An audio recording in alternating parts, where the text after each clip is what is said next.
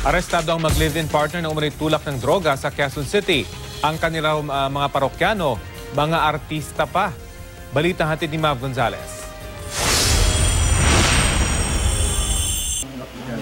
150,000 pesos na halaga ng hinihinalang shabu, baril at mga magazine ang tumambad sa NBI nang halugugin nila ang bahay ng isang hinihinalang drug supplier kagabi.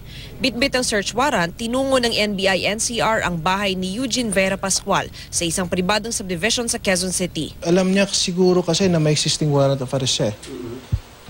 So, when we approach him, bigla siyang nag-attempt, hindi naman siya nag-attempt na tumakbo, pero he was resisting.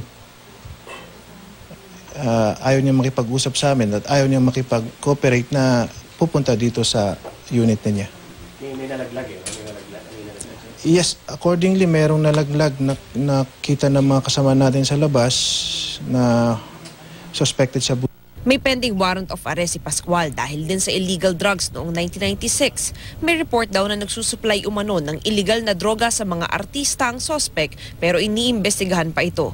Isinama rin ng NBI ang kinakasama ng suspect na si Mary Ann Saizon for verification. Ayon kay Saizon, hindi niya alam na sangkot sa illegal na droga ang kinakasama. Hindi po ako makapaniwala kasi po maayos naman po kami nagsasama pagkasama ko po siya.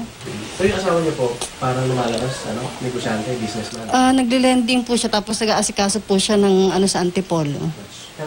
Yung motorcycle parts. Ayaw namang sagutin ng suspect ang paratang sa kanya.